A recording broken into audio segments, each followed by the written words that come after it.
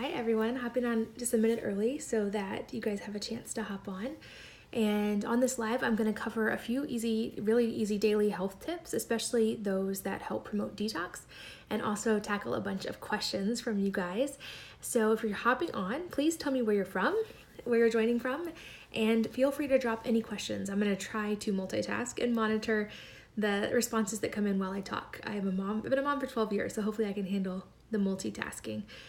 But basically, I'm really excited for this chance to join with Branch Basics, just to answer questions, to get to meet some of you guys, and to field any questions that you have.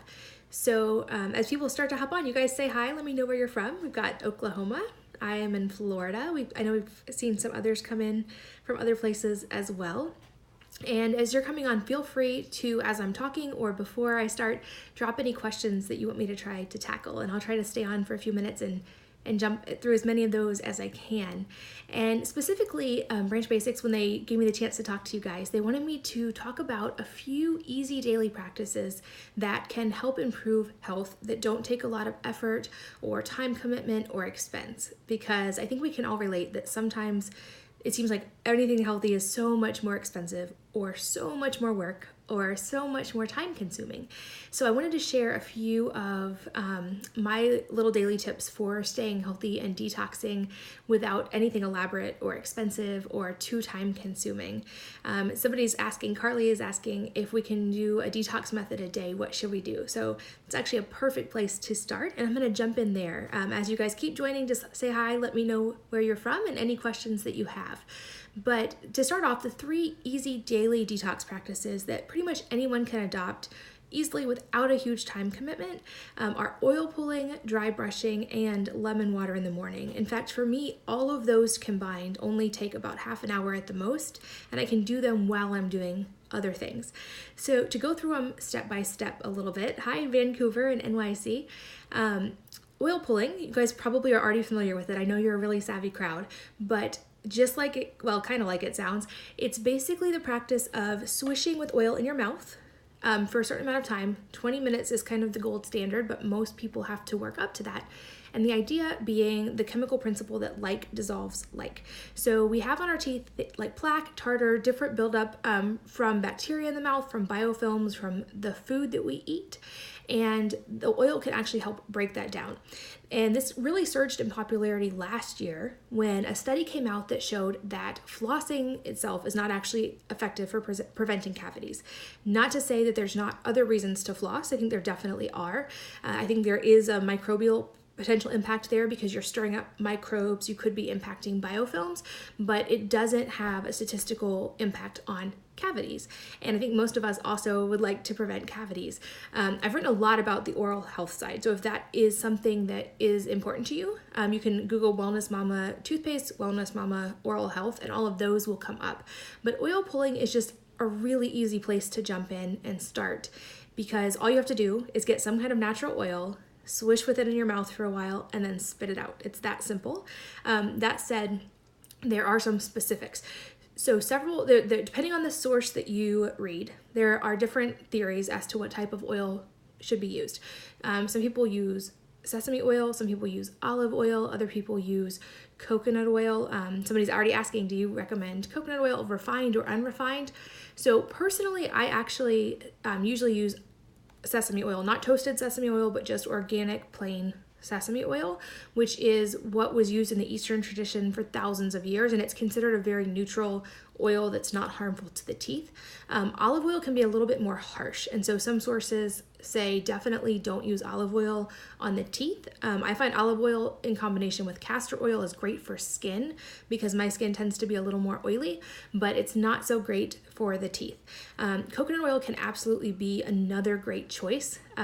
Ironically, that's not a great choice for me because through my autoimmune disease and working through that before I was in remission, I had to give up dairy for a long time, and I replaced that with coconut during a period where I had leaky gut, and essentially gave myself an intolerance to coconut that is almost gone, but not quite. So I'm still avoiding coconut.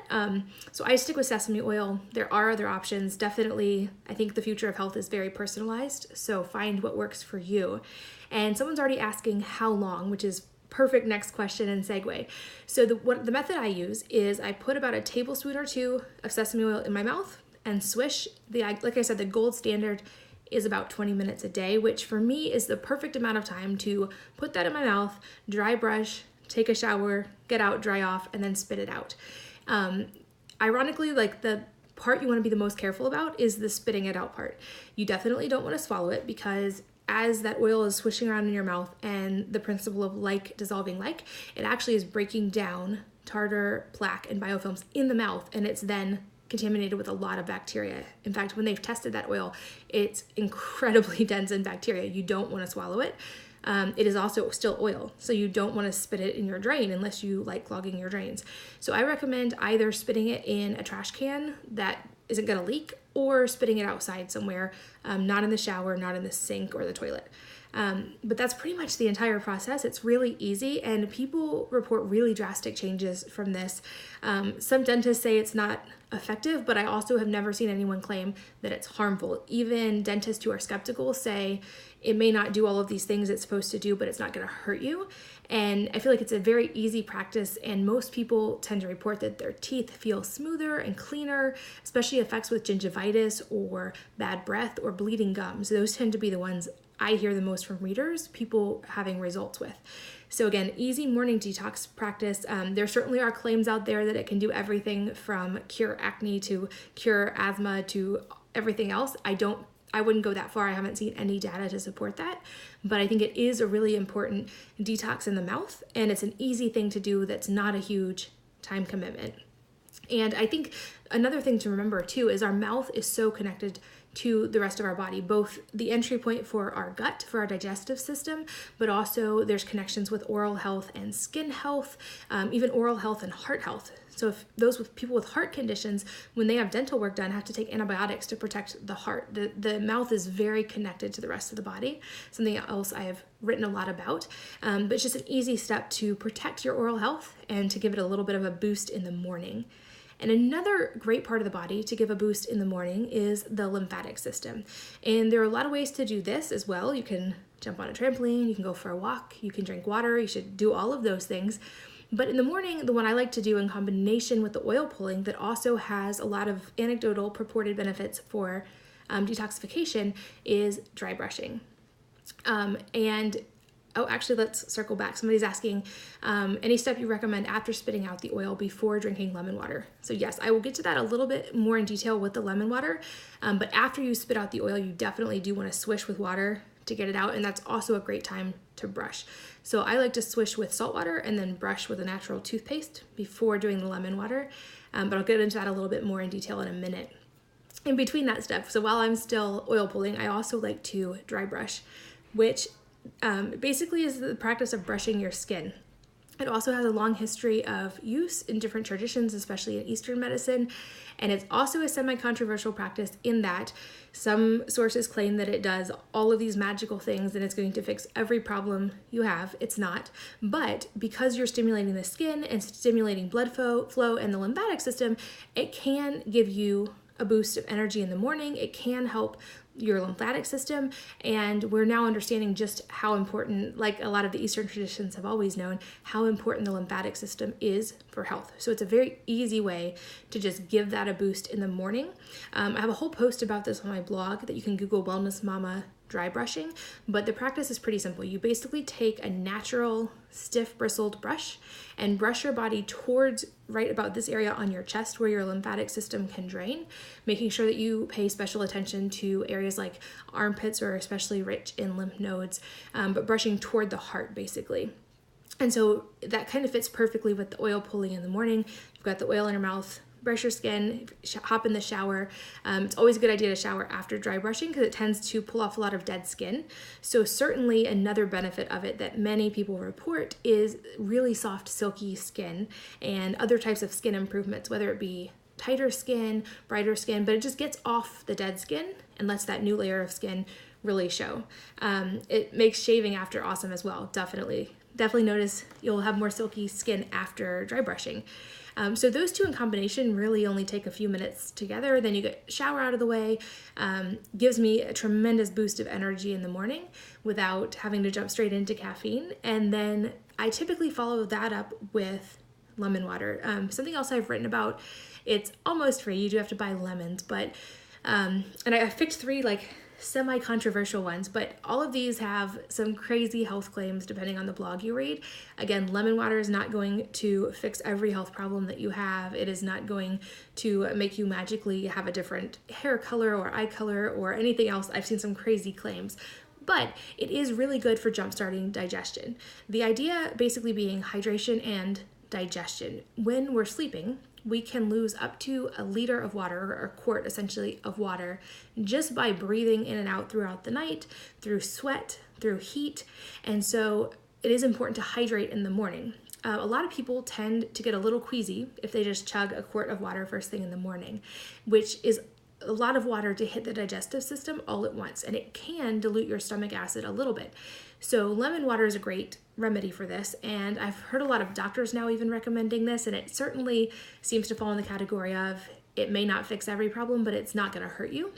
And it's another thing that I've really made a part of my morning routine. So with the addition of a lemon, you're keeping that acidity a little bit, so you're not diluting your stomach acid so that it's still there and ready to go when you eat breakfast. But you are getting hydration into your body, and that acid also can help just with beginning, like I said, beginning the digestive process, circulation, and vitamin C. Lemons are a great source of vitamin C. Abby's saying, I've never felt better than when I drank room temperature lemon water every single morning. And I definitely agree. It's one of those easy, super easy habits. Even if you're not going to drink lemon water, I definitely encourage really hydrating in the morning, drinking water before eating, and certainly before drinking something like coffee that's going to be more dehydrating. A lot of us have lost touch with our hydration in a way, and our sense of thirst. So we may not be even that thirsty first thing in the morning. Kids tend to be pretty naturally thirsty in the morning, and they're still more in tune with that. But we do, like I said, we lose quite a bit of water while we're sleeping. So it's a really good idea, whether you do it with lemons or without, to rehydrate in the morning. If you are doing this as a follow-up to oil pulling, like I said, make sure you swish your mouth after oil pulling, because there is still that bacteria remaining with the oil in your mouth. Spit it out, but not in your drain. And brush ideally with a natural toothpaste. The other caveat there is, because lemon is acidic, you don't want to brush right after using lemon water. I have a dentist friend who is very adamant about this, because you still have the acid on your teeth, and brushing can then actually etch the teeth and be harmful. So if you're going to do lemon water in the morning, swish with plain water after, and don't brush your teeth for about 30 minutes. Brush them before you do the lemon water. And I just saw someone ask, are these all 3 safe to do while pregnant or nursing? Of course, the caveat here, I have to always say, definitely check with your doctor or midwife to be sure. I have always gotten the okay from mine, and have always felt comfortable doing this during pregnancy or while breastfeeding, but I would guess that there are probably health conditions that contraindicate for that. If you have any kind of skin infection related to pregnancy, you would definitely not want to dry brush. If you have any kind of oral health problem that could be concerning to your doctor, he or she may not want you doing oil pulling either. Lemon water seems relatively safe, I would guess, considering lemons are not prohibited while pregnant, but again, always ask a doctor first. And you guys feel free to jump in with any questions related to those. And I'm also going to tackle some questions that you left for me earlier, and you can feel free to keep jumping in and adding more as I go, and I'll try to get to as many as I can. Somebody said using your homemade toothpaste recipe and loving it, which is awesome to hear. If you guys aren't familiar with me, I'm Katie from wellnessmama.com. And if you Google Wellness Mama toothpaste, that recipe will come up, and it will teach you how to make your own. And a secret I will share with you guys, it's not common knowledge yet. We are in development actually to make this available to you guys, a toothpaste, a remineralizing toothpaste that you'll be able to buy instead of make, largely because I'm tired of making it in my kitchen as well. But stay tuned for that, where it's a really exciting project coming soon. I can't say much more than that, but it is exciting, and I'll keep you posted as we find out more. To tackle a few other questions that you guys left for me, like I said, keep feeling free to leave more. Somebody asked, what are the best immunity boosters for worn out moms during this season when everybody is sick? And I totally feel you. It seems like this has been a really tough cold and flu season. For a lot of people, a very cold winter. Some of you guys, depending on where you live, just went through a really cold winter. I had just gotten back from Finland and experienced -30s, -40s, and then saw that Chicago was experiencing that. So definitely it's been a pretty harsh winter. My go-tos are elderberry, which I have a recipe for. You can Google Wellness Mama elderberry. And elderberry is a naturally immune supporting substance. So very high in antioxidants, high in vitamin C, and you can make a syrup out of it that has always been really helpful for our family for avoiding the flu. It is important with elderberries, as a note, to cook them. They should not be eaten raw. You should not ever eat the leaves or the stems, as they can be toxic. But the berries themselves, if cooked correctly, can be really immune supporting. So make sure to read that post and know what you're doing if you're going to jump into elderberry.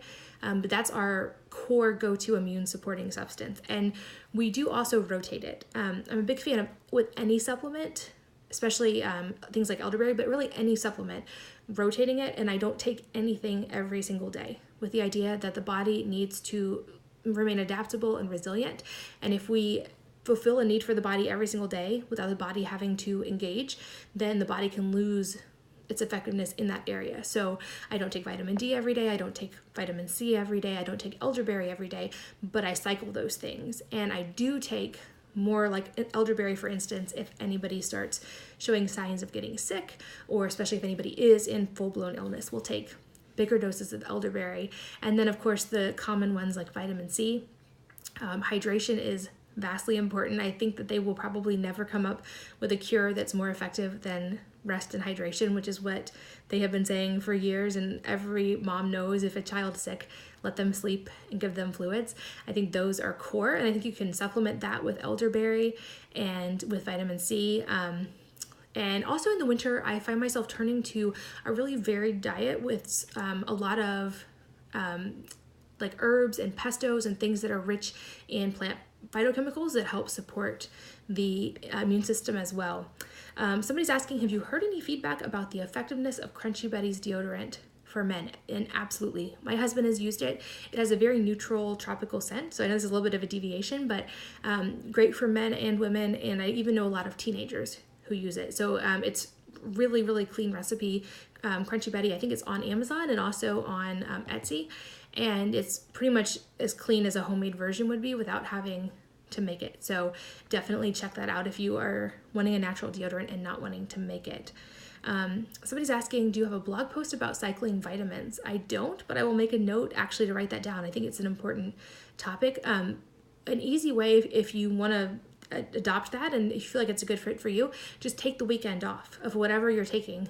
Just skip it on Saturday and Sunday, which is easy. People tend to be off routine a little bit on the weekends anyway, and that way you're giving the body a break. You're typically hopefully getting a little more rest on the weekends as well, so it's a great time for the body to recover. Another question that came in from a nurse is the best alternative to Clorox wipes for disinfecting the home, especially during this time of year when everything is going around, which I totally get. So this is kind of a multi-faceted question. I'm sure the nurse is already familiar with this who asked the question, but for anybody who's not, I want to just give a little bit of background on the fact that often we over-sanitize. A lot of you guys, if you're familiar with Branch Basics, you know this. But if we over-sanitize, which can actually lead to more problems in the long run. So part of the solution is that certainly we want to keep our homes clean, but they don't need to be necessarily disinfected with antibacterial substances all the time. Caveats would be obviously raw meat, anyone is seriously ill, vomiting, those are all wonderful times to disinfect. But we also now are starting to understand how things like Clorox, bleach in general, or some of these really harsh disinfectants can have negative consequences for the lungs. They can be absorbed through the skin and potentially are especially problematic for kids. So with that said, there are some natural ways that you can disinfect without them, but there's also some natural things that people often suggest as disinfectants that are not actually disinfecting. So here's what you need to know. To start off with, hydrogen peroxide is generally considered a natural disinfectant that works really well. And an easy tip here, I just add a spray bottle top to a bottle of hydrogen peroxide, and when people are sick, if there's vomiting happening in our house, that gets sprayed all over the bathrooms, that gets sprayed on cutting boards after cutting raw chicken. It's super inexpensive, available at every drugstore, and largely considered safe. It breaks down into completely non-toxic, non-harmful components.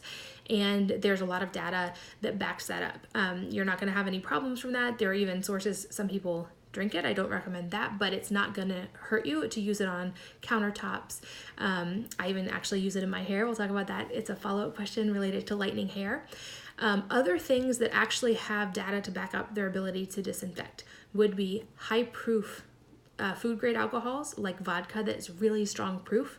So the stronger the better. The alcohol is able to break down the cell wall of bacteria. It can also help with biofilms, but is pretty strong smelling. Same with rubbing alcohol. It disinfects, not a great smell.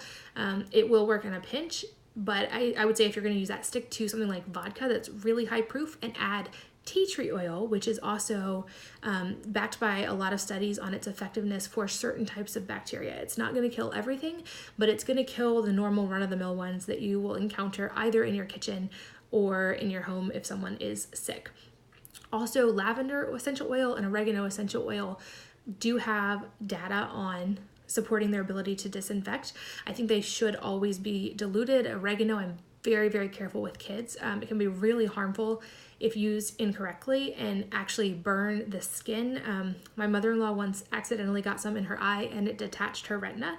So it's not something to mess around with, but it can be used when you need to pull in the big guns. I see a lot of you guys jumping on. If you're just jumping on, say hi and let me know where you're from. We are right now talking about best alternatives to Clorox for disinfecting. And you guys, of course, feel free to weigh in with your tips as well. But as on this line of thought, someone's asking, what are your thoughts on hand sanitizer? And that's a great question. In general, I think it's largely unnecessary and can even potentially be problematic, especially if you're talking about regular hand sanitizer. I do have a recipe for a natural hand sanitizer, but I don't even recommend using that all of the time because, again, we're meant to interact with bacteria. And we used to spend a lot more time in nature in the dirt interacting with other species of bacteria, and they're now saying that we're experiencing low microbiodiversity in our guts because of this over sanitation of our environment and our lack of interaction with nature. So I don't think we need to be constantly sanitized. That said, I do think there are times when it's a good idea if you visit a hospital where there could be MRSA, if you have a child who just threw up on you, if you have dealt with raw chicken, those would be times that you definitely want to make sure that you deal with that. But we also know from the data that just washing the right way with soap and water for 20 to 30 seconds is as effective as a sanitizer or disinfectant for the hands. It's part of the process they use in hospitals. They scrub down very carefully before surgery. They, of course, also do use disinfectants, but in a home setting, soap and water is almost always good enough. And even in your kitchen, you can use soap and water to scrub down for that amount of time on countertops, cutting boards, and accomplish the same thing. So my philosophy is I reserve the really tried and true harsh disinfectants for times when they're really needed, and even things like hydrogen peroxide and oregano essential oil, I keep those for when they're really, really needed. Hey, Sacramento, Ontario, and Phoenix, good to see you guys. The next question I got from you guys is, how do you keep your kids healthy when they go to friends' houses? Hey, Cincinnati, I have family in Cincinnati. And I kind of wanted to tackle this from two separate angles because I wasn't completely sure what this question was getting at, if it was keeping them from getting sick when they're at a friend's house or keeping them eating healthy and living healthy when they're not here. So the answers to that are kind of separate. Pretty much from the not getting sick side, I make sure that when they're home, we're eating a varied diet that's very nutrient dense, staying hydrated. They take vitamin C and elderberry this time of year, and just keep their immune system strong, realizing a part of keeping immune system strong is them actually engaging as well. So it's good that they're sometimes exposed to illnesses or other types of bacteria in people's homes. And so I that's pretty much, we just always try to focus on keeping a strong immune system. If the question was more aimed at how do you make sure your kids eat and stay healthy at other people's house when they're presented with, foods or lifestyle things that they would not be at home, that's a little bit longer of an answer. The first part being, when they are at our house, we have kind of this idea of division of labor, where I'm responsible for keeping up the home, providing the food, and they're responsible for choosing to eat it or not and choosing how they interact with that. So we don't have junk food in our house, we don't have processed food in our house or sugar. So those just aren't options. And they get a lot of sleep. Someone just said proper sleep is crucial, which is 100% true. And we just create an environment and a family culture around health. 1 second, water.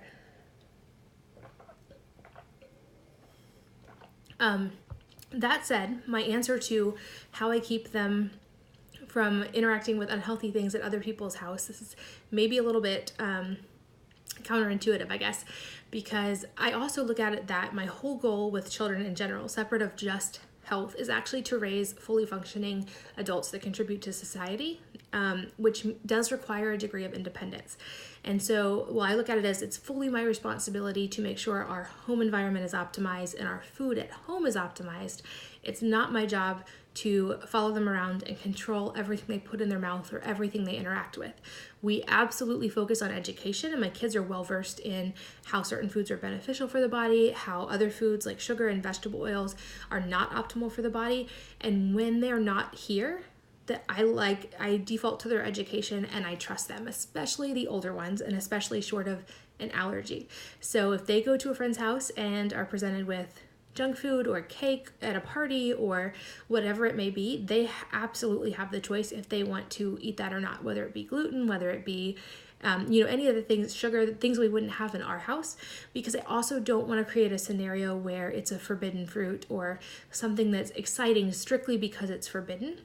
And I found with kids, I think we sometimes underestimate them.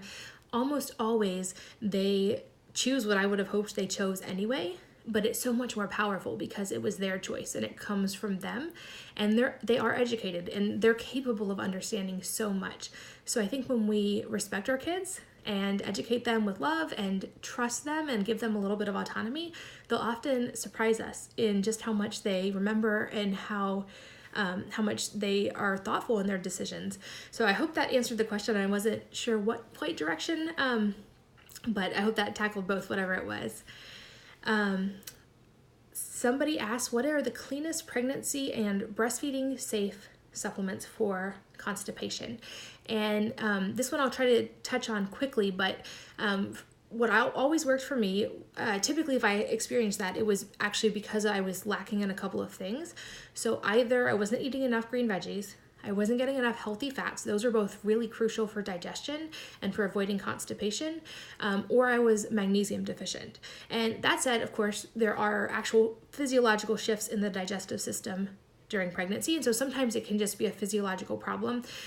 So to tackle it, I have found like the best things are regular movement or exercise, some kind of gentle exercise like walking or stretching or swimming often helps move the digestive system enough to keep things going. Or if that's not the case, with doctor or midwife approval, I would often just up my magnesium, and that would be enough to take care of it. Magnesium need is much higher during pregnancy, and typically I found also it was related to things like if I got leg cramps, I wasn't getting enough magnesium. If I had trouble sleeping, wasn't getting enough magnesium. So magnesium is one I take a lot in pregnancy, along with the two others that I think are really important are probiotics and vitamin K, which is really crucial in the delivery and newborn stage as well. But it's great for helping keep inflammation low, and it's also pretty pivotal for digestion, because when we don't have enough K2, we actually end up with extra calcium in the bloodstream, which can be somewhat constipating. Calcium, magnesium need to be in balance. So I found with magnesium and K2 together, I was able to keep really solid digestion throughout pregnancy and nursing. And if you guys are interested, the brand I take is called Just Thrive. I think justthrive.com/wellness mama has a discount. For the magnesium, there's one called Mag SRT that's available on Amazon, and I think if you Google it, it's available most places. That's what always worked for me. Somebody asked, what are the best natural remedies for congestion and cold for 3 to 4 month old babies, or any baby that's not old enough to take elderberry syrup, or any of these remedies that we've already talked about? Which is a great question, because that is so tough when a baby gets sick and you feel so helpless and you can't really give them any of the things that you would take if you weren't feeling well. The best option I have found is to use a saline in the nose to flush it several times a day. And then just like with kids, sleep and hydration as much as possible. So let them rest, hold them, comfort them, nurse them if you breastfeed as much as possible, and let their immune systems kick in. Babies typically recover so quickly. An important note though, a lot of saline has some pretty nasty ingredients added to it. So the only one I'll use on babies is from a company called Genexa. It's Genexa, and EXA, and they make a natural saline that is totally safe even for babies. Somebody's asking, how do you handle grandparents when trying to keep up the lifestyle we follow at home when grandparents really don't understand? That's a tough one as well. I feel like grandparents could always be a tough thing to navigate, especially when there are disagreements. But I still look at it that what my kids, especially if we're at our house, that what we eat is, and our lifestyle is my responsibility, and the division of labor that falls on me, and I'm going to make the choices that I feel like are best for our family. It is much more difficult when you're staying with someone else and you're in their home, and it would be their division of responsibility to figure out what they're going to serve in their home. So in those cases, even with grandparents, I try to actually default to the same as I would with my kids, the education and the logic and the love, and realize they may not always agree. And we can educate our kids, hope they still make great choices, even if the grandparents or other relatives, any relatives aren't. And also just bring supplemental things to make sure that we have at least decent choices while we're there. We're lucky as a family, fortunately, we don't stay with grandparents because they're close enough that we can just visit them without having to stay overnight. And also both sets of grandparents for us are very health oriented, but I know this is a major pain point for a lot of you guys. I'd love to hear you guys weigh in too, if you have figured out how to navigate the grandparent, in-law, extended family, or even, I think in a lot of families, spousal differences on what healthy is and how the kids should be raised. Because I think when spouses disagree, that's when it's truly really difficult, because you both do have input into how your kids should be raised, and that's the tough part to really work through. Great question. Somebody's asking, what if the kids are still toddlers? Hard to reason with them and allow for good choices, which is so true. So a little more background on what we do with toddlers. I already said we don't have any of the junk food in the house, so it's just simply not an option. And I only cook one meal, and that's what there is. I don't ever force my kids to eat. I don't force them to finish what's on their plate. They usually serve their own plates, so they don't have to have a lot of food if they don't want it. And they absolutely can skip a meal if they're not hungry, or if they're just being picky. I think hunger is a great teacher, and fasting is wonderful for the body. While I would never purposely have my kids fast at all, if they decide they're either not hungry or not going to eat the food that they have, then missing one meal is not bad for them, and actually it's pretty good for their immune system. So I don't fight toddlers. If they say they don't like something, I say okay and let it go, and they can just choose to eat at the next meal. But I do also still bring in the education that young, and I will always, for little ones, put one bite of each thing on their plate so they can at least try it. And then of course they can always ask for more of anything. But I feel like baby steps with babies is a really helpful thing. Refresh This Mess said, we just bring food and say that our kiddos have sensitivities to things at grandparents, which that's a great option as well. And especially, certainly, if there are actual sensitivities or allergies, you have to be proactive, and you have to stand up for your family, for your kids, and for what has to work for them. But yeah, I think with toddlers, certainly understanding that part of that phase of life that's so important for them is learning independence and learning their own autonomy a little bit. It's that thing that comes back up in the teenage years. And so I think in the ways that we can give them choice in a way that lets them also learn from their choices is really beneficial. But that said, I also just don't have the junk in the house. So if they're not hungry, they're not going to get some like bar or crackers or junk food or whatever, just because they didn't want to eat what we have. And almost always hunger is a great teacher. I have another question. How can someone highlight their hair without chemicals? Is it possible?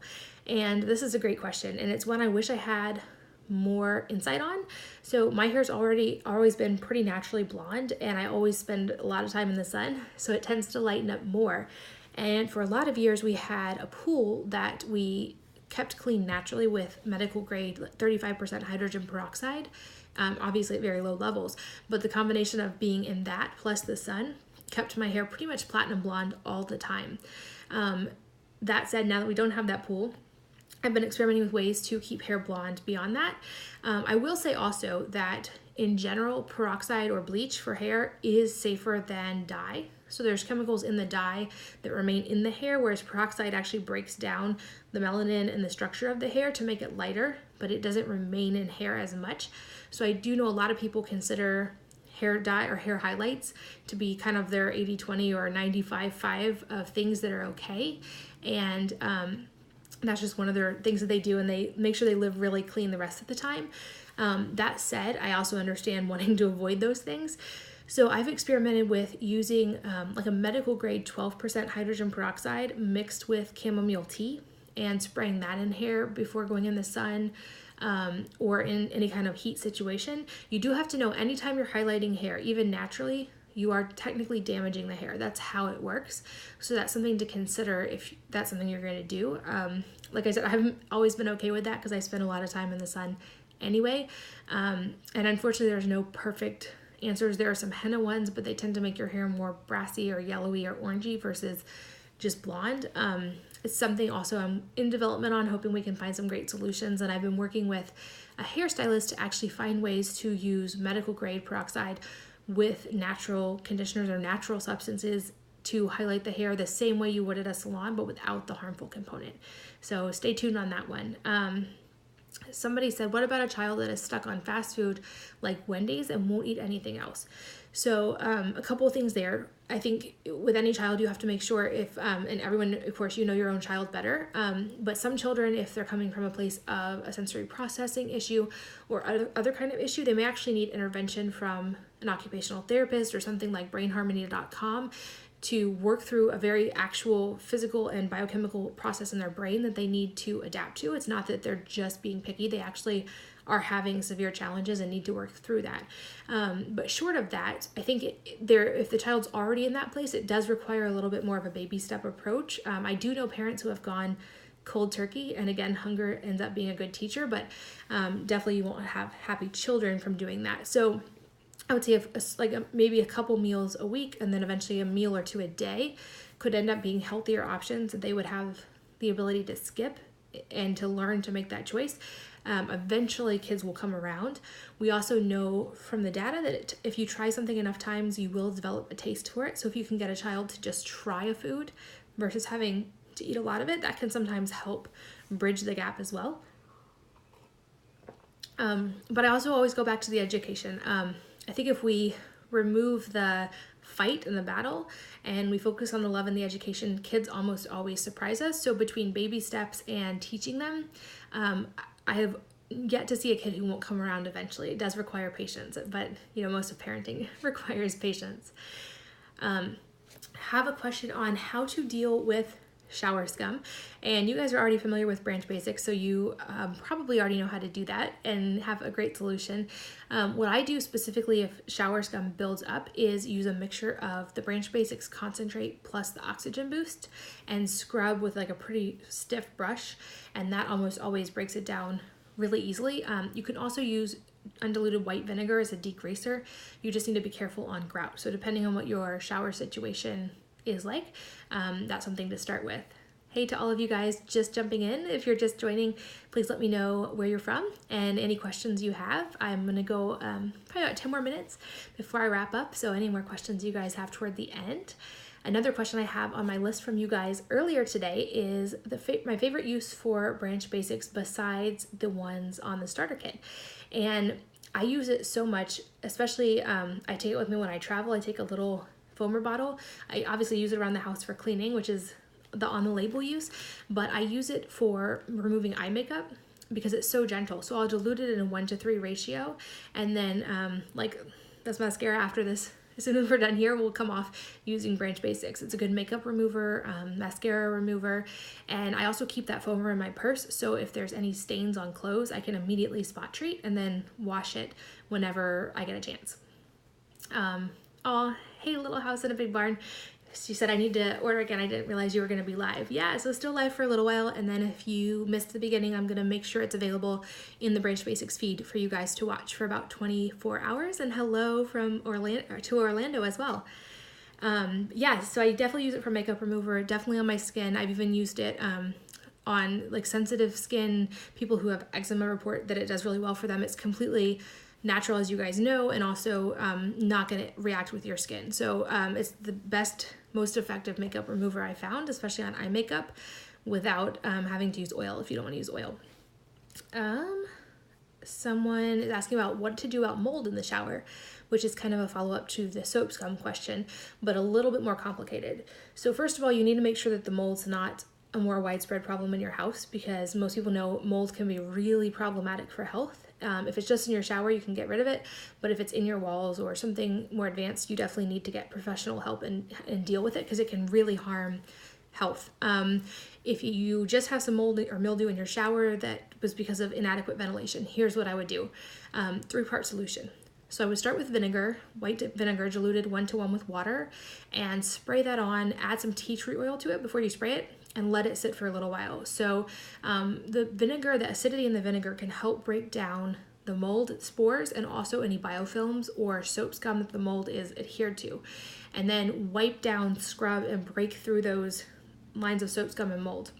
Then spray with hydrogen peroxide and leave that for about 10 minutes to actually kill any remaining mold that was still there. And then finally I use Branch Basics in a 1-to-3 ratio and sometimes some baking soda and scrub really well just to make sure it's gone. And then to make sure it doesn't come back, make sure that you keep proper ventilation in your shower area. In a couple places we've lived, we've had to install a vent in the bathroom. Make sure you leave the bathroom door or curtain open. I even know people who use a clothespin to pin the shower curtain to the towel rack to let it actually dry after they shower. Instead of a plastic shower liner, someone's asking, they do make cloth ones and I use those instead. You can find them, I think, even on Amazon now, but there are some fabric liners. I feel like doors are always the best option if possible, because then you don't need any kind of liner. You don't have to, they're easier to clean than washing. But yeah, for the mold, I would definitely do the whole vinegar, hydrogen peroxide, Branch Basics. There's also something called Homebiotic, which is it's a natural sort of probiotic type spray that you can spray that keeps the mold from coming back. So it's a mold preventative. It's something a lot of people use if they're building a house. They'll spray in the foundation of the house, in the walls, etc., before they close them up. But you can spray it in a shower to keep mold from coming back, and that's something we use around our house quite often. Somebody asked where to buy plants that clean the air. I am always a fan of shopping local, and I feel like local nurseries have the best plants, often better than the big box stores. But if you're going to buy them at somewhere like Home Depot or Lowe's, call and ask them when they get their shipments of plants in, and try to go as close to that day as possible so that you're getting plants that are vibrant and alive and fresh, and then get them into a great environment in your home with sunshine, water, etc. And also make sure you know where the sourcing is, because sometimes you want to make sure you're not bringing mold spores into your home from plants. And I feel like local nurseries are a lot better about being able to give you the history of the plant. Somebody's asking plants that don't require a lot of light, if any. Great question. So I don't know if you guys can see, but behind me over there we go, is one of my plant walls, and I have another one in my bathroom, and then plants all over the house. And the ones that tend to do the best are English ivy. I have a lot of ferns. There's typically, if you're going to a nursery, they'll have a little tag to tell you how much light and how much water they need, and I tend to go for ones that need low light and low water because I'm less likely to kill them. I also make my own potting mix. I think I'm publishing that post next week if you guys want to read about it, but that was a big game changer for me of keeping plants alive. I realized for years I wasn't giving them the right kind of soil. I was just using potting soil from the store that didn't necessarily have the nutrients they needed, and since they were inside in a pot with limited light, they weren't getting those nutrients. So by making my own soil, they have done so much better. Somebody's asking, with all the wellness improvements, biohacking, etc., how do you prioritize and keep from something else that I'm going to write about a lot more in the future months? It has not always been that way, and I think motherhood in general lends itself to overwhelm in today's world. And I, several years ago, got to a point of extreme overwhelm and actually very close to a nervous breakdown, and realized that something had to change. I almost deleted the blog because I knew I couldn't sacrifice my family, and I also couldn't keep up with the blog. And instead realized, I looked back and thought, okay, how is the blog able to run itself so well, and I am just drowning in my home life? And realized that I had systems and goals and everything in the blog and business side was prioritized and had a system that it ran on. And at home, I was trying to keep everything, our schedule, appointments, everything that needed to get done balanced in my head. So long story short, I started running our home life much more with the organization that I would use in running a business, and realized it wasn't the actual tasks that we had to do that were stressing me out. It was the constant mental management of all of those tasks that were really stressing me out.